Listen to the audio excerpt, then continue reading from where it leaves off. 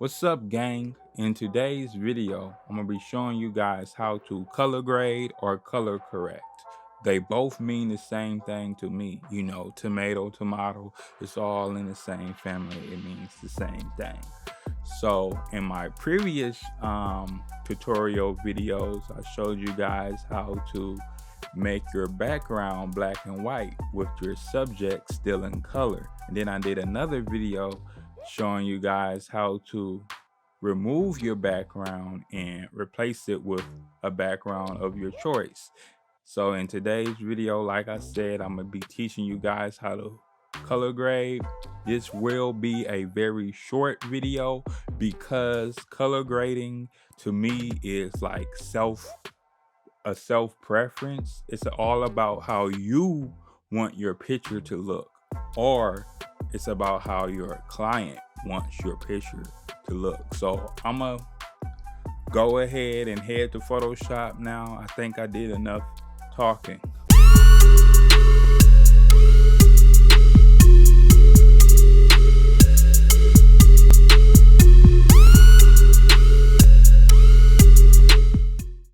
Before we get started, I just want to say this.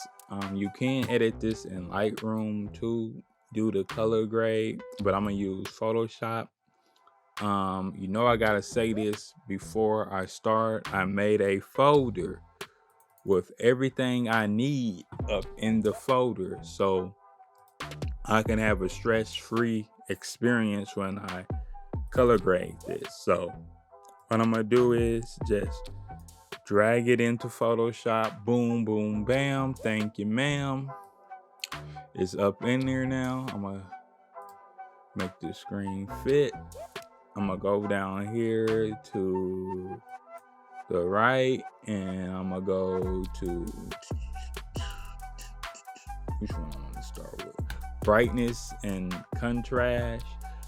Now you go to the right, you see it kind of gets overexposed. You don't want it overexposed. You go to the left, you see it gets darker. You don't want to underexpose. So you want to find that like sweet spot. I say about 28. I'll leave it at that. And then the contrast, that's too much, and that's nothing at all. So I'm just gonna add a little bit of contrast. Boom, and you can see the before and after. Before and after. And one thing I want to point out is that you don't want to take a picture and be like, I'm gonna do all this in Photoshop later. I'm gonna do it in pre-post. So yeah, I can just have my settings on whatever. But that's not the case. You want to get your picture close to how you want it to look when you take the picture. And shooting in RAW.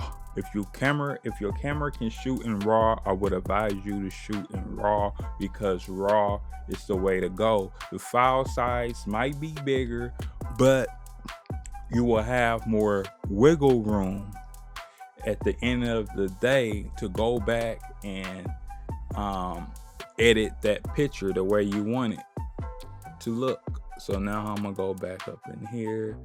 I want to play with the exposure a little bit. See what I mean? That's overexposed. I'm gonna boom. Let's see how that before, after. See, I'm just making little subtle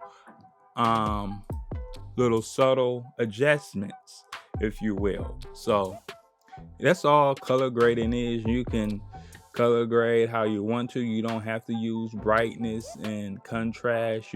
It's a whole line of color, like hue and saturation. You can change the color, get all funky on you. You dig? So yeah, it's all about self-preference. Like I said, at the end of the day, how do you want your photo to look? At the end of the day, how do your client wants your photo to look at the end of the day. I think this is good the way it is. I did tweak it just a little bit, and you don't want to overdo it.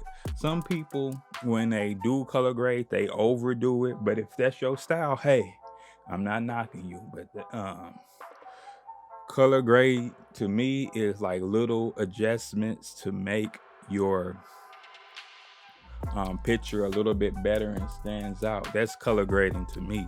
So that's how you color grade. Let me head back to my regular setup so we can close this video out. So with that said, man, that's how you color grade.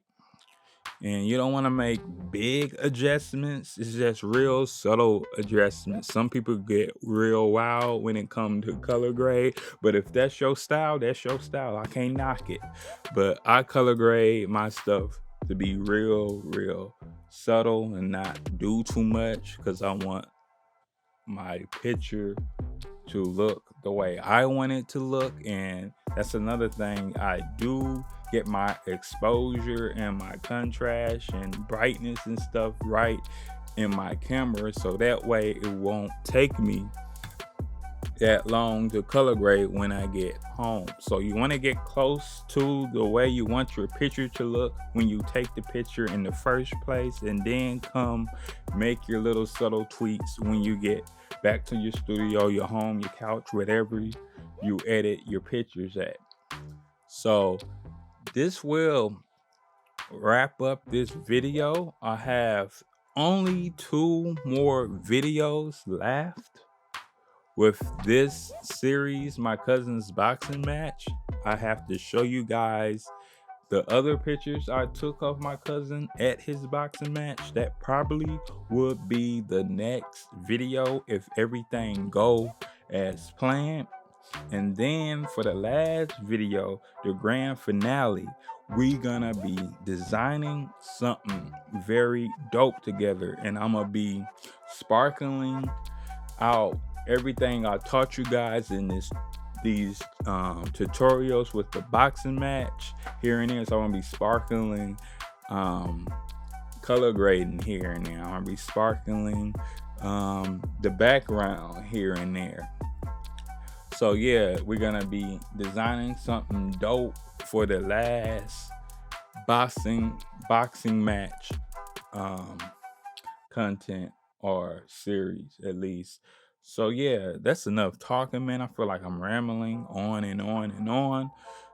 Don't forget to get out there and create, and subscribe to my channel if you haven't subscribed yet, so you won't miss another tutorial. I'm gone. Peace.